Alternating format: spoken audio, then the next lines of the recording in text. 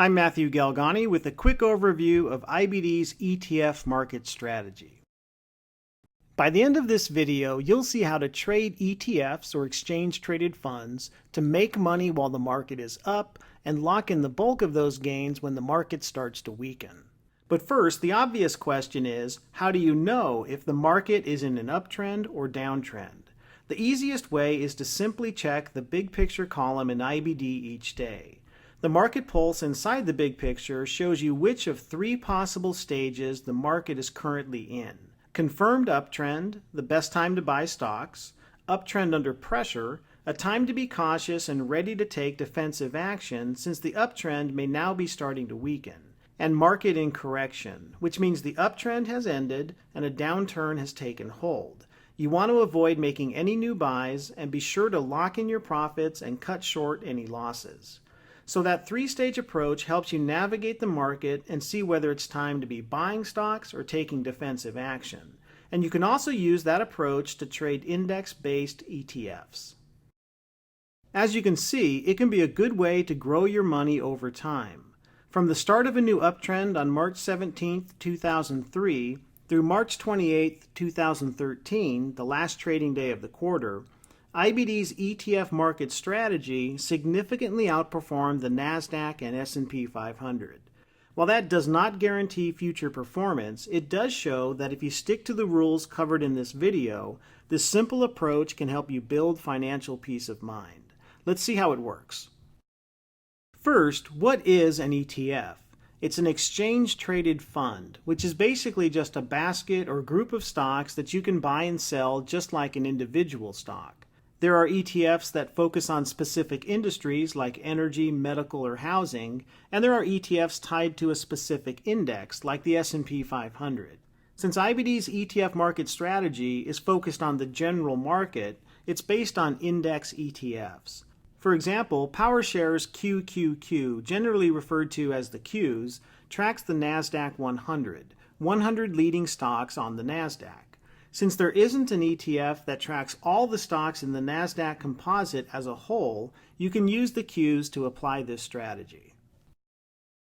Before you begin, decide how much money you want to invest using this ETF market strategy.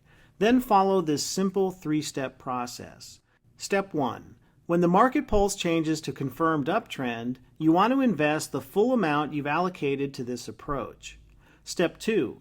When the market pulse changes from confirmed uptrend to uptrend under pressure, reduce your holdings to 50%. Step 3. When the market pulse changes to market in correction, cut your holdings to 0. Now, in a particularly volatile market, the outlook in the market pulse may immediately go from confirmed uptrend to market in correction. In that case, simply cut your holdings to 0%.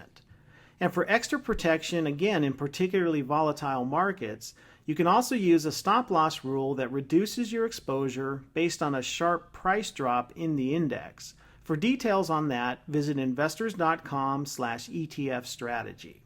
Let's do a quick simulation to see how to apply the basic ETF market strategy in the real world. Here's a daily chart for the NASDAQ from September 1st, 2010. On that day, we had what we call a follow-through day, which signals the start of a new uptrend. For more on how follow-through days work, see the IBD University section of investors.com. That changed the market pulse from market in correction to confirmed uptrend. That was your signal to buy an index ETF. For this simulation, we'll use the Qs. The big picture and market pulse are available online the evening before the paper comes out, so it's a good idea to check for any changes to the outlook each night online. When you saw this change on September 1st, you could have set up a buy order for the Qs with your broker. That would get executed at the current market price when the market opened the next day. Fast forward 2 months to November 12, 2010. At the close, the NASDAQ composite was up about 15% from the day the market pulse changed to confirmed uptrend back in September.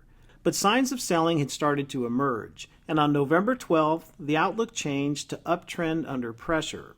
That was your sign to cut your index ETF holdings to 50%. Again, you could see that change online that night and put in a sell order with your broker for the next day. A few days later, on November 16th, the market pulse shifted to market incorrection. That meant it was time to move safely to the sidelines and cut your ETF holdings to 0%. A couple of weeks later, the market pulse changed to market resumes confirmed uptrend.